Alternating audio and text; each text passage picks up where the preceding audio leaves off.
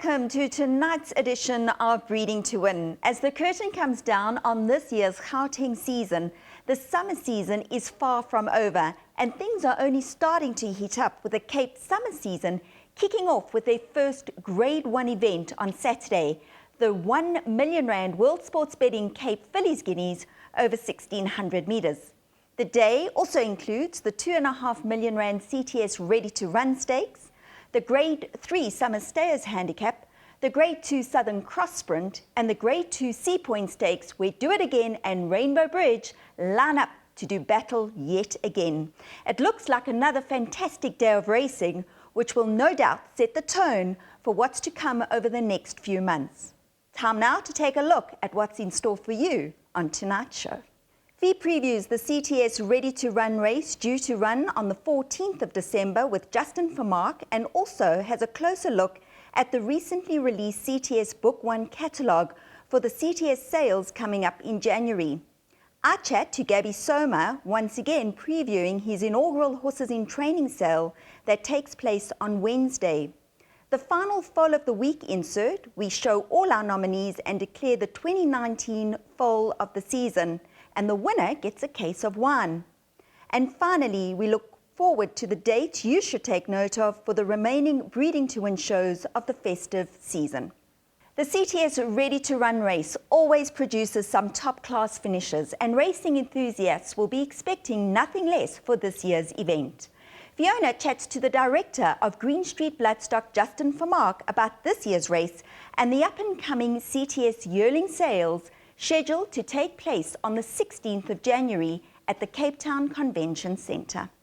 The CTS Ready to Run Stakes is just around the corner. It's to be run on Saturday the 14th of December, and Justin Vermaak's with me this morning to have a chat about the race, and we're also going to have a chat about the Cape Premier Yearling Sale catalogue, which is now out online. Justin, thanks for joining me this morning. Awesome, thanks Fee, good to be here. This race, the Ready to Run Stakes, it looks to be a hot race, doesn't it? There's 16 runners with a couple of reserves. Obviously it was due to be run after the November sales, but due to the African horse sickness breakout, it's now on the 14th. But same field, looks very good. Yeah, it's a very tough race. I think historically fillies have a very good record in sales races because they get the 2.5 kilos allowance. But I think bar that one filly of Sean's, there doesn't seem to be a strong hand of the fairer sex this year. But some really nice colts, so a good bunch of raiders from up north. I think if the race wasn't pushed back, then obviously some of those raiders would have been in jeopardy. I just think some of these, I believe that horse Shango that won the Dingons was on the sale last year, and obviously he's gone for the Dingons and not this race. So I think the guys with runners in this race are pretty happy about that because he looks a serious horse, son of Captain of All that won the Dingons, and obviously he's not in the field here. Yeah, it looks to be competitive. Nvidia seems to be the favourite at the moment from the Ashley Fortune stable, and of course Anton Marcus is up, so all eyes will be on him. Yeah, I think that's got to be the horse to beat. Obviously last time a couple of these runners took place in that graduation plate, and a solid older horse Capoeira from the Andre Nel stable won the race, and he ran third in the Daily News last year. So for 3-year-olds, I think he gave him a little bit of weight as well as a multiple winner. For 3-year-olds to run against older horses and get that close, a big performance from Nvidia. He's got really solid form, and he's obviously had a run here before, which helps as well. And I make him the horse to beat. He looks like he'll take a power of beating. He's got Anton up, and he's got a reasonable draw as well. When you look at this other horse, Rock the Globe, he was a horse obviously who won the Claverflay Farm Sales race, and he ran third in the Group 1 Premier's Mile as a 2-year-old. Big performances, and that's why he comes into this race with the highest rating in the field. He's obviously drawn quite deep, which is a bit of a pickle for him. He made a seasonal comeback and he ran quite badly, and they elected to geld him. In his first run back, he ran a very, very good second behind Cordillera, who's the son of Skit Skizzle, also an older horse. It was a very good performance from him in a plate race as well, and he obviously now comes down for this race. So if he can overcome that draw, he'll be a big runner fighting with Nvidia. And but I think he's going to have to lift his legs to beat that horse of Andrew Fortunes. Obviously it doesn't stop there. The Cape horses finding Camelot, very good form, horrible draw that he's got to overcome. Won't be easy for him. And then obviously Rio Kirari is probably the leading Cape chance with that very good draw, and he's just coming along in his career very nicely. and he pulverized the handicap field last time. Obviously dramatically up in class now, but the way he won last time, he's got to be a runner here. Yeah, it's going to be an exciting race. It's going to be pretty competitive, and of course going for some good prize money as well. Yeah, absolutely. It's obviously still that big chunk, 2.5 million, or for the gross stake, and plenty money up for the winner as well, and down to the placed runners as well. And a lot of these horses, like Rock the Globe, won the farm sales race, and there've been a couple of horses who've earned a good chunk of money here already, and they'll be looking to obviously get the lion's share of the stake here, and that's why we have these sales races with the big incentives. And it's a quality field, so you look back to last year, people were having a go at buying horses that are in this race, and there's a good chunk you'd be a happy owner of. Yeah, and with the movement to being now on the 14th of December, it's going to be a great race day, isn't it? It's Phyllis Guineas, we've got some other top races on the day, so it slots in really nicely there.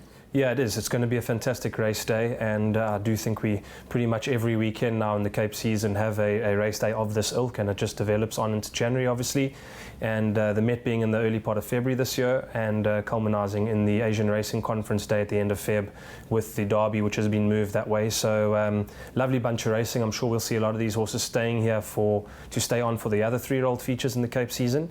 And it's kicked off well. We've still got the wind has hung around a bit this year.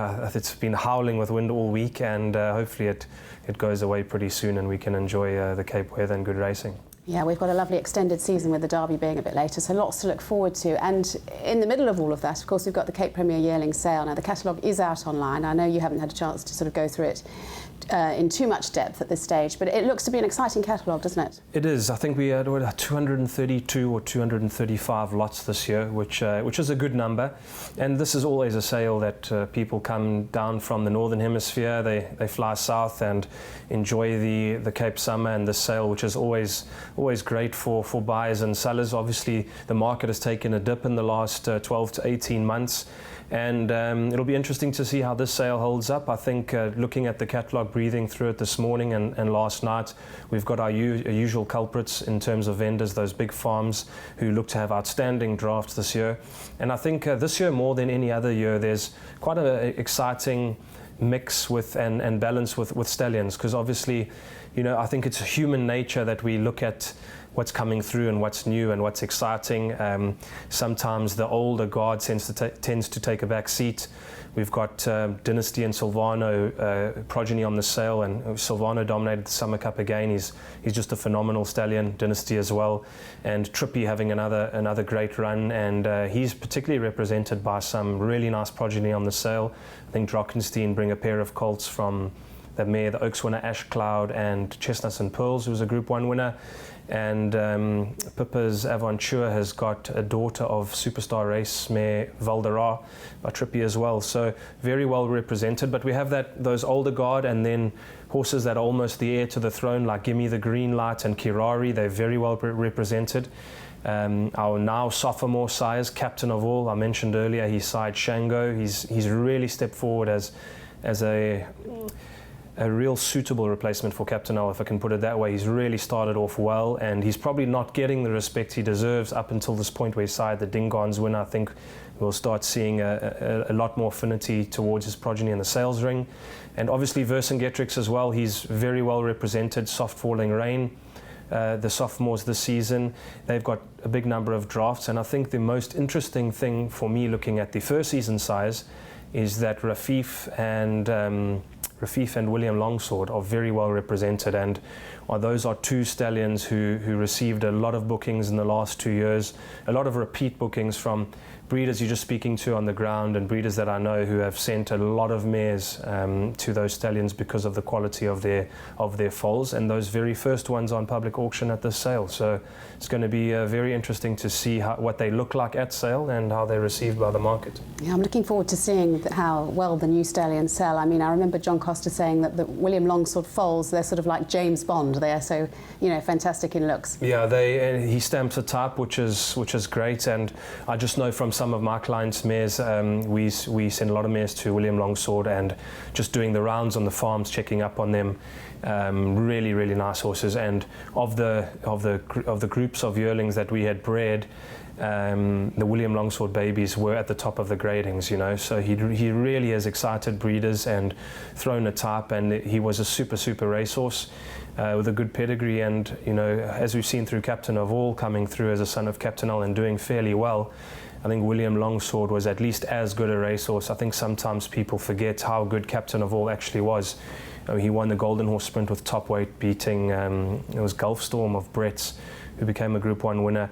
And he did it outstandingly well, and then his Mercury Sprint performance was exceptional. So he goes down as one of the top sprinters of the last 2 decades, along with JJ, the Jet Plane, National Colour, those type of horses. He was a serious horse. And William Longsword in the same mould, but obviously more of a miler. So and I think most people will attest to the fact that when you see William Longsword in the flesh, he's of the best looking horse you can see anywhere in the globe. So he's going to have the best chance of making it at stud. You can tell by the support he's got on this sale that he got really good mares. And it's going to be interesting. I think there's going to be a lot of buyers looking out for them. Yeah, it looks a great catalogue. I think I counted about 27 vendors, and as you said, some top vendors there with big drafts, beautiful stallions, a great band of stallions. And this is all happening on the 16th of Jan. So it's in the middle. We've had the Queen's Plate meeting, and it's in the middle before we could move on to the Met. Good timing. Hopefully we'll have lots of international buyers in the country. Yeah, I think so. You know, we've built up a group of people that are always coming out and looking to buy. It has slightly lessened over the years, but hopefully, with the renewed talk of an EU audit coming through for the export protocols being edited in some way or another, hopefully by the time the sale comes along, there will be some type of date commitment from the EU, and that will encourage people to come back and you know, raise their hand a few more times for a few more lots. But even without that coming through, obviously last year and the year before there was still a great presence of international buyers, and that will be the case again this year. People who race their horses here, test them out, use it as a nursery, and then the good ones get to go out afterwards. So we'll have that feel, and then bar maybe 1 or 2 sales this year, there's been really strong local buyers bench in any case. I think Nationals was well supported. People thought it might be a little bit worse than it was. The KZN sale was really good. So we've still got a strong local buying bench. We'd like it stronger, of course, but we're a resilient industry, and I'm pretty sure the sale will go off quite well. Yeah, well, fingers crossed with the whole protocol situation. If we can get that underway, then that'll be fantastic. But the convention centre's proved a very good venue, hasn't it, over the last few years? It's a really good venue for the sale. Yeah, it is. It's been a good few years now we've had it there, and I think a bit tricky for the vendors getting in their horses, and it can be a bit tight for showing. But over the years we've managed to get it down to a fine art now, and it's obviously nice and cool in there because January can be pretty hot out in Cape Town, and it's a nice place to view horses. You don't have to walk too far like some of these showing venues, and it just gives a real nice added vibe to the sale. And in that big auditorium, it's a great place to have an auction, and people are used to it now, and it is really a world-class venue to sell horses in the city like that, which is not matched by many places elsewhere. And it just adds to the vibe of this being a premier sale. Yeah, and what can we say? CTS always put on such a great show for us as well. It's fantastic. Yeah, all the time, and you know, they do a brilliant job in hard times, and they've obviously got used to the sale now over the years, and they do a fantastic job of bringing local and international buyers in. And I think already the viewings are starting for horses out at the farms. I know we're going out in the next week or so to Main Chance and Aventure and other places. They'll be ready to show their horses quite soon. I think horses go in a touch earlier than normal this year, just through the calendar. It's a couple of days before, so horses are pretty much in show condition. They're about a month out from being ready for the sale. So it's always nice to get out to the farms and go and see the horses firsthand in their natural environment, and then do second looks at the sales ring. I'm sure a lot of people will be doing that again this year. Yeah, it's perfect, isn't it? It's going to be quite a long stretch, hard work for you ahead the next couple of months. But anyway, Justin, thank you for taking the time to chat to us. We look forward to seeing you at the Ready to Run race day on the 14th. And yeah, then it gets really busy working up to the sales. But thank you very much for taking the time. Awesome, thanks a lot. Always a pleasure. And yeah, I think this race is going to be fantastic, and culminating with a good Cape Summer season coming up. Fantastic. We look forward to seeing you all on the 14th of December for the Ready to Run race. It looks a very exciting field, very competitive, and then we will get hotting up for the rest of the season, and of course the Cape Premier Yearling Sale, which is on the 16th of January, and it does look to be a very good catalogue which you can view already online.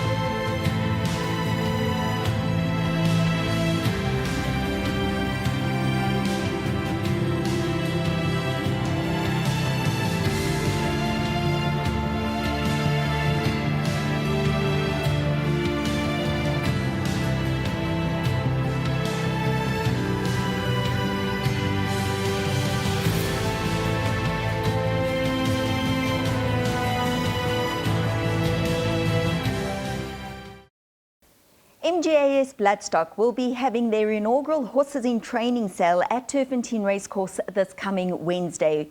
Now, we chatted to Gabby Soma a couple of weeks back about his new venture and thought we'd catch up with him once again to find out how the day's plans are going.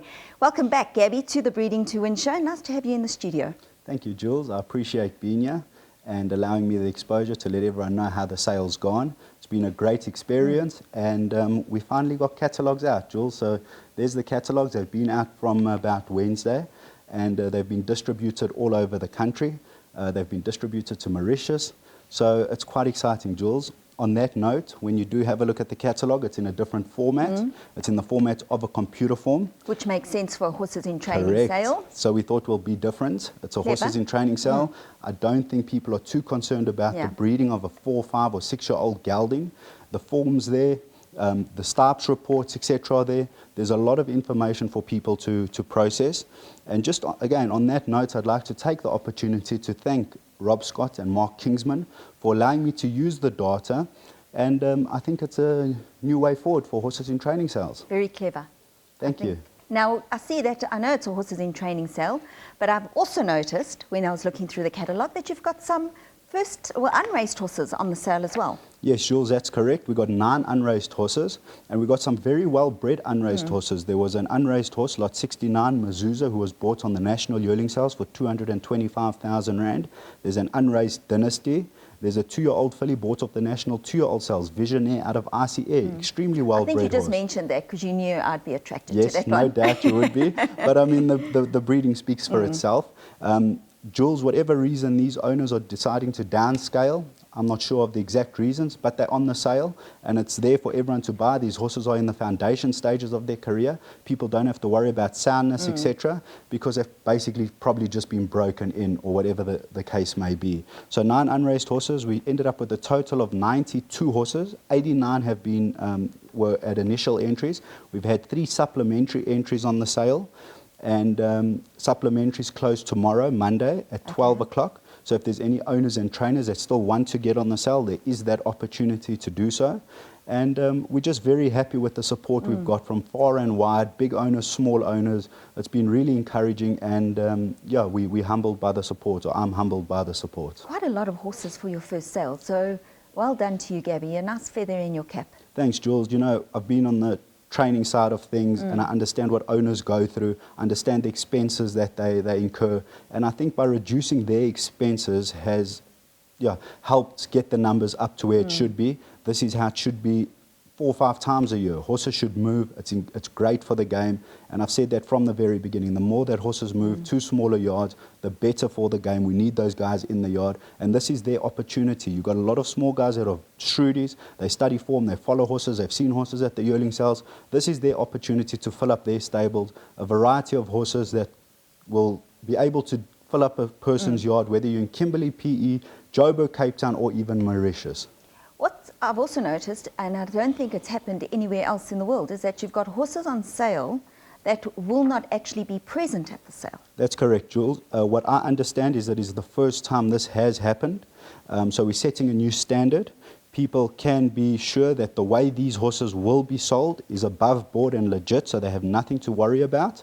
A vet certificate on the day will be present to encourage people to buy these horses. I, for one, certainly, if I was having a look at this and I was a buyer, I would actually look at the horses in absentia, because once a vet certificate's been presented, no cost to you, it should be seal the deal if you do like a horse. So yes, Jules, the way these horses will be sold will be legit, it's exciting, and we've had support from, as I say, the likes of Glenn Cotson, Jimmy Sarkis, Drakenstein Stud, Grant Knowles, Paul Lafferty. It's exciting to set a standard, and hopefully this is the way forward. It's something new. It gives the people the opportunity to be able to buy a horse, because not many people have that opportunity to phone a Brett Crawford or a Justin Snaith or a Paul Lafferty and say, listen, I want to buy a horse from you. We want to set a standard where this is what we can do going forward, and people from Joburg or anywhere in the country will have that opportunity to buy horses over the phone. Well, looking at the whole catalogue, there's a horse for everybody.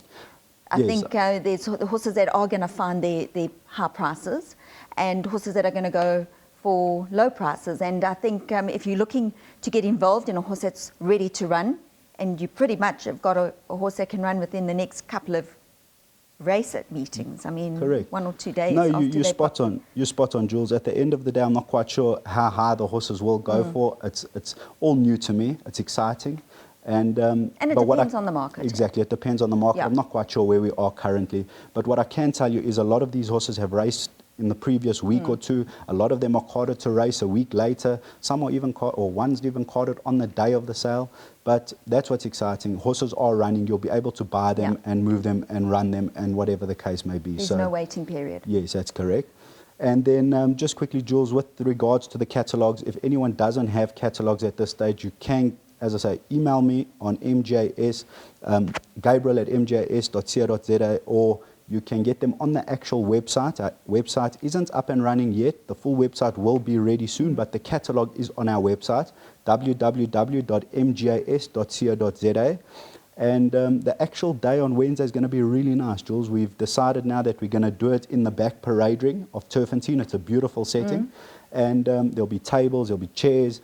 We'll have TVs up to show reruns of the horses in absentia. A couple of horses that are on the day in Joburg, we'll have reruns of those.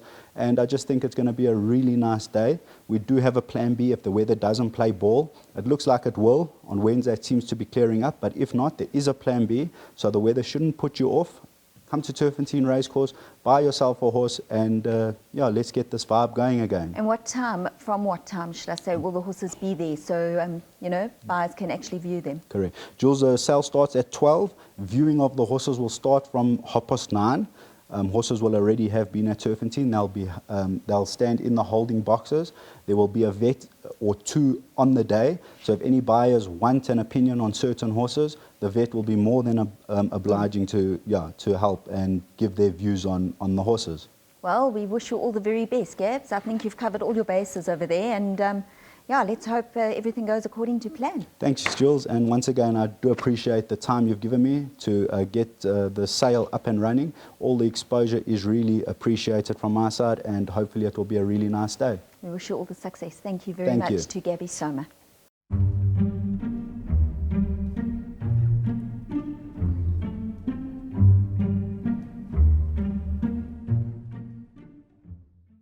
Just a reminder that the sale on Wednesday at Turfentine will be streamed on teletrack.com.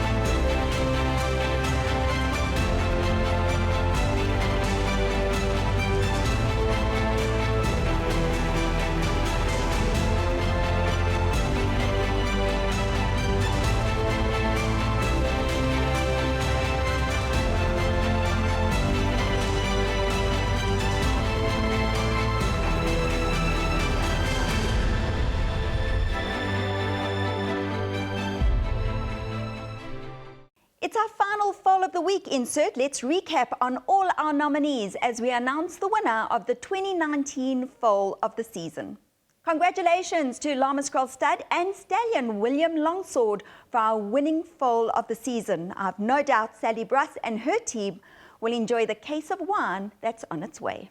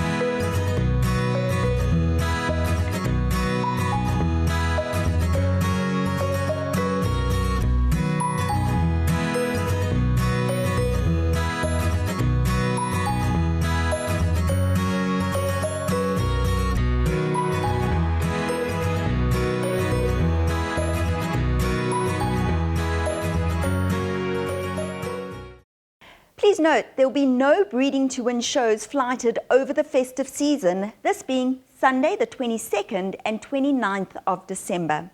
The Breeding to Win team will be back in the new year to preview the CTS yearling sales on both the 5th and 12th of January. On that note, I'd like to take this opportunity to wish all our Breeding to Win viewers a safe and peaceful festive season, and I look forward to seeing you all again in 2020. From myself, Julie Alexander, and the rest of the Breeding to Win team, good night.